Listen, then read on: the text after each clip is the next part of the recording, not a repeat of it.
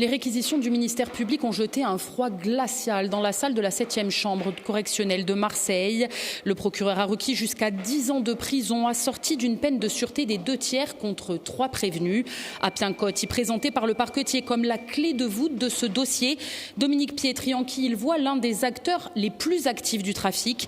Et le Varois Alexandre Carestiato, que le procureur qualifie de fournisseur de moyens. Contre les 19 prévenus restants, le parquet requiert entre 18 mois, dont 6 avec sursis, et 8 ans de prison pour Don Jacques Serreri. Au-delà des peines de prison, la plupart des réquisitions comportent des peines supplémentaires, dont l'interdiction de séjour en Corse pendant 5 ans pour plusieurs prévenus, la plupart insulaires.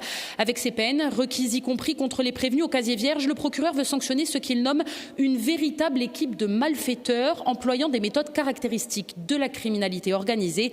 Pour la défense, les débats à l'audience n'ont pas été pris en compte. On n'a pris en compte ni les débats, ni les déclarations de M. Coty ce matin, et encore moins les explications de M. Serrer. Qu'on soit au moment de la mise en examen, qu'on soit au moment du renvoi devant le tribunal correctionnel ou après les 3 semaines d'audience, finalement, cela ne sert strictement à rien et n'empêche pas M. le procureur de la République de requérir des peines aussi hautes. Ce matin, l'ambiance était beaucoup plus animée dans la salle suite à la déclaration spontanée d'Appien Coty dès l'ouverture de l'audience. Du box, le propriétaire a pris la parole pour reconnaître que le dépôt d'armes et d'explosifs retrouvés par les enquêteurs dans les caves de Propriano vendredi dernier était bien le sien.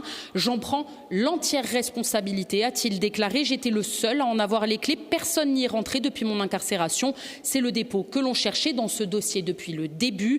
Cette déclaration d'Appien Coty a conduit les avocats de la défense, le sien en tête, à déposer une demande de renvoi du procès pour supplément d'informations. C'est le dépôt d'armes qui est recherché depuis le départ par le magistrat instructeur, qui est évoqué par le tribunal depuis maintenant 15 jours. Il a été retrouvé durant ce week-end. Je ne pense pas qu'on puisse faire l'économie de balayer en touche l'épisode de ce week-end et qu'il faut investiguer en ce sens et voir si ce que dit Coty est la réalité. Une demande de renvoi à laquelle le procureur s'est opposé. Ça peut être le même dépôt, a argumenté le parquetier, mais ça peut être un autre dépôt et ça peut être un nouveau dépôt. Des déclarations qui ont provoqué l'indignation sur les bancs de la défense. Le procureur n'a rien découvert ce matin, a tonné Charlotte Chesari qui, se tournant vers la présidente, lance « Monsieur le procureur a confondu Mardi Gras avec aujourd'hui en prenant le déguisement de la mascarade. Il vous demande de porter celui du bouffon. » L'un après l'autre, les avocats se sont avancés en reprenant les déclarations d'Appien Coty ce matin, qui a assuré que ce sont les mêmes étagères que celles filmées dans les vidéos de la procédure et diffusées à l'audience. Après une demi-heure de délibération, le tribunal a décidé de joindre le supplément d'information au fond sans renvoyer le procès. La parole est désormais à la défense.